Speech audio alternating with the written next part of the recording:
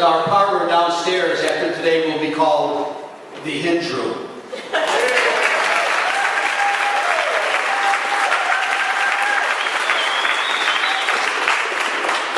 I'd like to begin by thanking my good friends Ken McConnell, who played bass today, Brian Miller, who sang and played guitar, and George Devaney, who played dobro and also sang.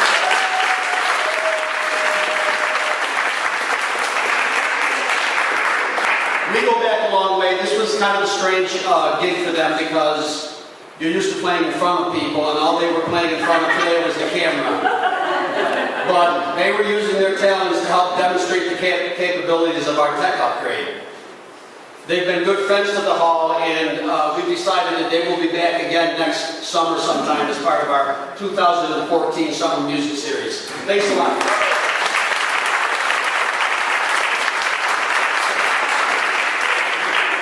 So those of you that got a chance to look downstairs, there were so many people in our serving room that perhaps you couldn't hear the band very well, but clearly you could see that what our capabilities are as we are able to... Everything okay back there? As we're able to show people what's happening upstairs to people downstairs, whether it's an overflow crowd or like today, if we have people that have difficulty walking up and downstairs or whatever, it's a great upgrade for us. This is one thing that you didn't get a chance to see. We have an LCD video projector up here, right on the second pole going across, the little square box in the middle. And we will have the capabilities of showing videos, slideshows. If we had internet here, we could do streaming video. It will be great for our presentation abilities, and it also makes a great escape for the band who has to go to another band.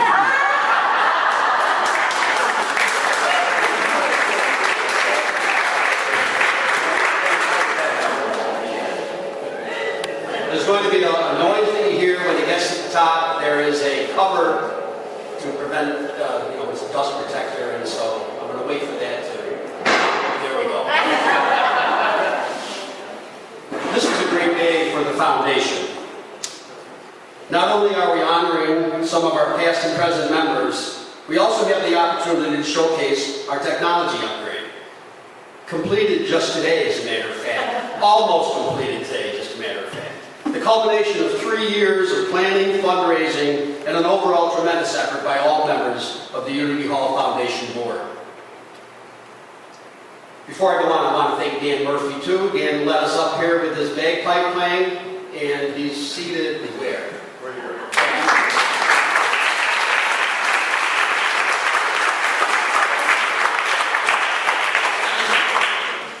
I also want to mention Lou Deneen. Lou is from the Big Apple Music. He's the lead technician for the upgrade project. He's been involved since day one and is here today to oversee the system and answer any technical questions you may have. So feel free at any time to approach Lou or one of his helpers for information. And they are seated in the back.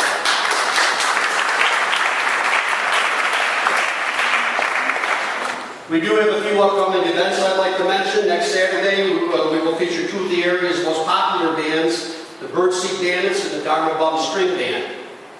On October 5th, we'll bring back local favorites Above Standards, and No Country Stage will present the musical The 1940s Radio Hour on November 14th, 15th, and 16th, with a cast of thousands. I do know that there will be an orchestra here. It will be quite a show.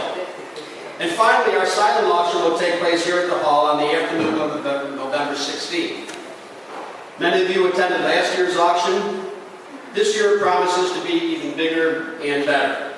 Anyone who wishes to donate items to be included in the auction can contact Carol Hamline or Scott Rosenberg or any Foundation Board member.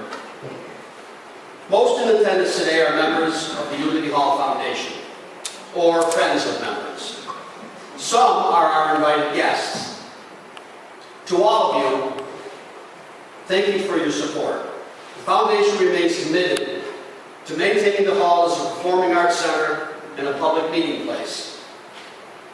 Somewhere here floating around today, there's a list of our current paid up-to-date members. One of our ongoing goals is to increase the length of that list. The more members we have, the more operating funds we have, and of course, joining the foundation does have some perks, like attending events such as this one, but more importantly, to me, and I know many, many people that are members, it is the notion that your membership supports the arts in our community, as well as maintaining the tradition of this cherished 1896 building. So again, thank you for your participation. One of our fundraising initiatives for the Tech Project was to reach out to local businesses, agencies, organizations to secure funds through donation and grants. Many stepped up to help, and some are represented here today. We have Debbie Landecker, President of the Trenton Chamber of Commerce. Deb? Yeah, I asked her to sit up front, and she neglected not to. Or not being neglected to. Barb Freeman from the Unitarian Church of Barneveld.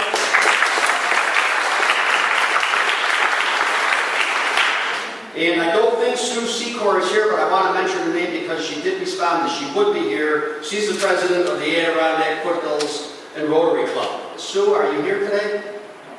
She must be downstairs. Other businesses and organizations who contributed include the Cuyahoga Valley Rotary Club, Stewart Shops, First Niagara Foundation from First Niagara Bank, and the Community Foundation of Herkimer and Oneida Counties Incorporated.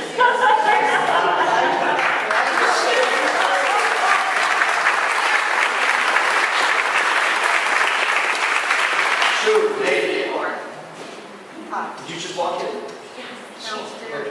And she wrote it down. So glad you were here. Thank you very much. Thank you so much to these organizations and all those individuals who contributed, far too many to mention. Clearly this project would never have come to fruition without your generosity. You may have noticed that we have recently refinished our floors on the lower portion of the building. I'd like to take a moment to recognize Greg Urbanik from Urbanik Paint and Wallpaper Company. Greg found a way for us to make this project affordable. And again, we're very grateful for his help. We also have a new and improved website. The address is still www.unityhall.com. When you go there, you will learn about upcoming shows. You can purchase tickets there, and you will find a wealth of information regarding the hall and the foundation. Okay, moving on to our premier event of the day. As I said earlier, we're here to rename our auditorium and parlor in honor of George Landecker and the Hinge family. I'd like at this time to turn things over to Becky Ferris. Becky is a longtime Unity Hall member. She was a former foundation board member. She became involved during the early stages of the board's existence. She's worked very closely with our honorees, and that's why I've asked her to speak on their behalf this afternoon. Becky.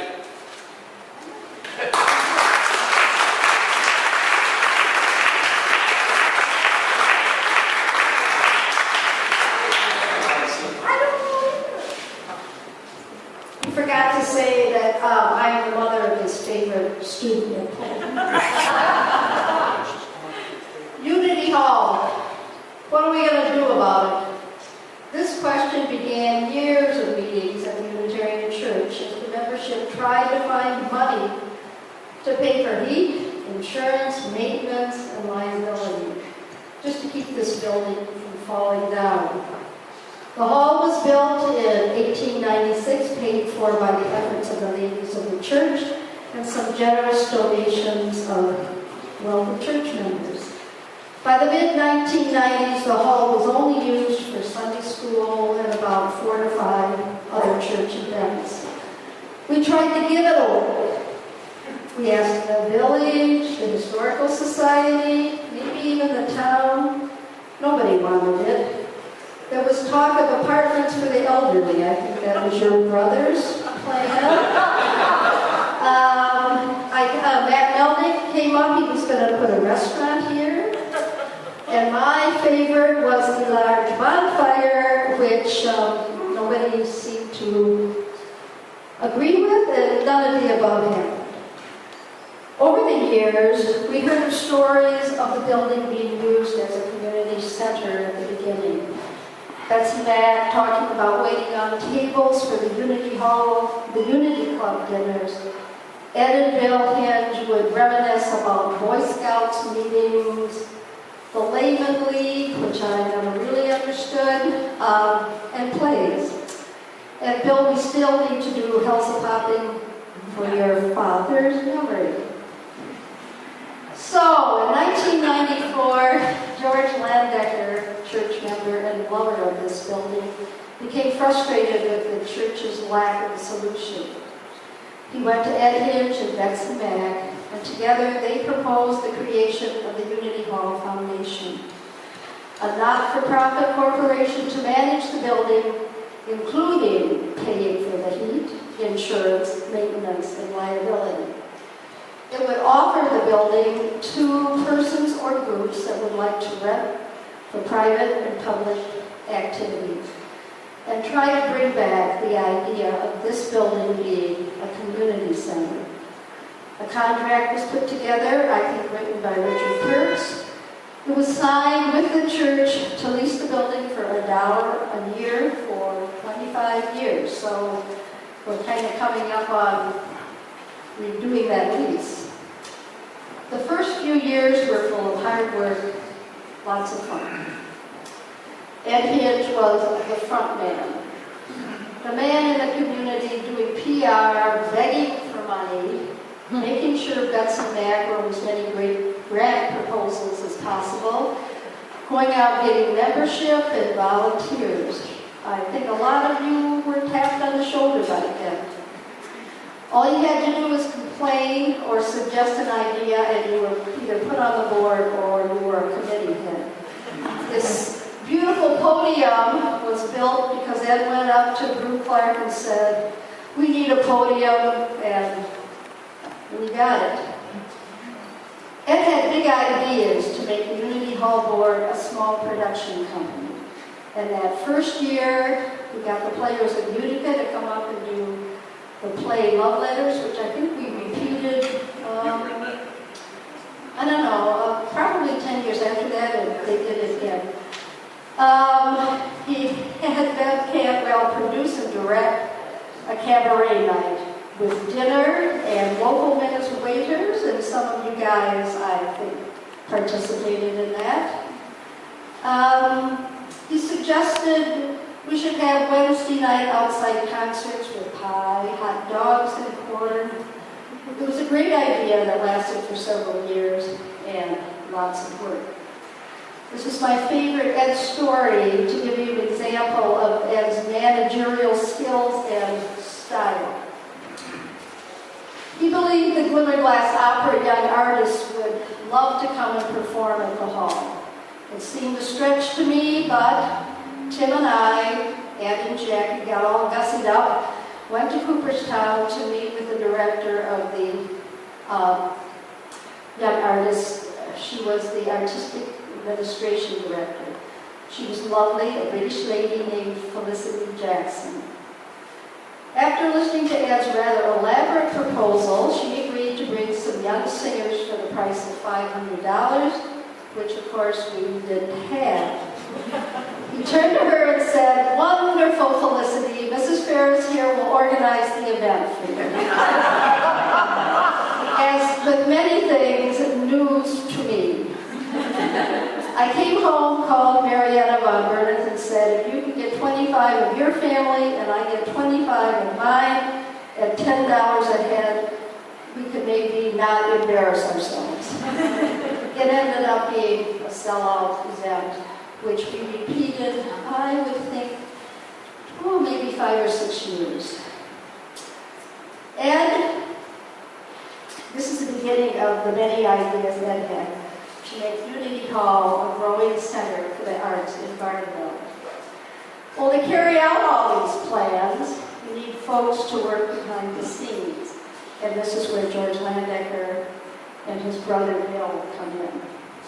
They were board members, not always an easy position to hold, But way beyond that, they quietly kept things going. They set up the chairs, moved this piano, I don't know how many times, from there to here, to there, to here, by hand. They hauled junk and garbage to the dump, they cooked, they sold tickets, put up posters, hung art shows, cleaned up after events, helped manage the restoration of the hall after the big disaster of 1999, I think, worked with the painters for Mid-State Correctional Facility, took care of the testy heating system and frozen pipes, making sure we had gas for the stove and the fireplace, and keeping the church board handy. They were at every event and every calamity that went on. First to arrive, last to leave. All of this with positive attitudes, never complaining or saying no to anything asked of them. These three men, George Landecker, Eddie Hinge, Bill Hinge, first of all, loved this building. They were and are leaders of a larger community, and they were all looked up with great respect. As a result, that community supported and continues to support the Unity Hall Foundation. Without them, we would not have this important institution. It is fitting that these rooms should be named for them. You know, Suzanne is with us, and Jackie in spirit, and I think Jessie, they're downstairs. These ladies, I have to tell you, it was not easy being married to these guys who spent more time in the hall than they did at home, and they all were at all of our events. I have notebooks, I don't know if you saw them downstairs, that I kept chronicling from 1994 to 2003. And any of you that came to those early events, look through the pictures. I'm sure you'll find yourself in one of the pictures. They should give you some nice memories. I have to say one thing about this latest board. For those of us who work in that kitchen downstairs, what a joy it is to have the beautiful new kitchen.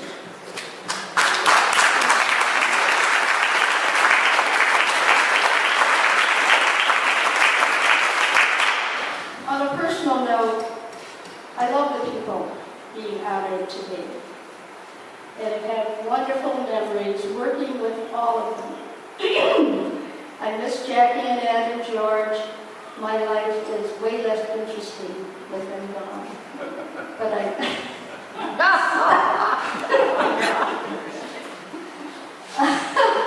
I'm very pleased that Bill and Suzanne are here with us to be able to accept these honors. Congratulations. Thank you.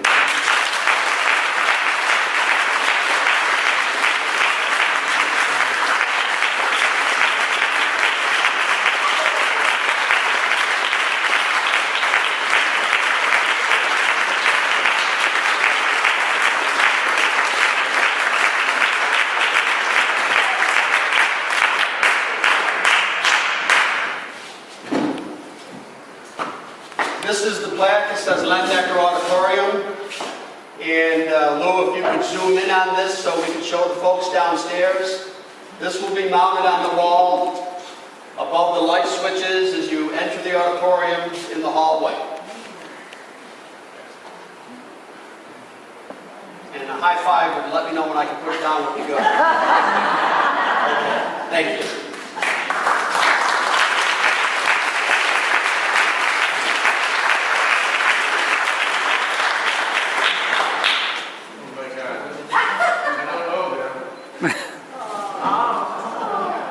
Picture of the Hinge family. We're going to place it on the mantle when we finish here this afternoon, so if you want to get a closer look, it'll be there, and it will go on the wall eventually.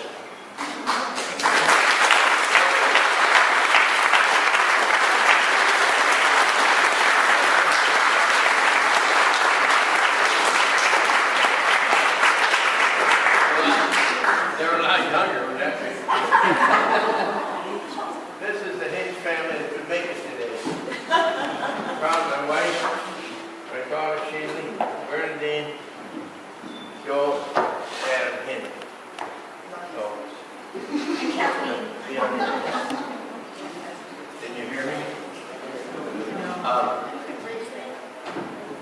I didn't know there were this many people here. Now I'm getting nervous.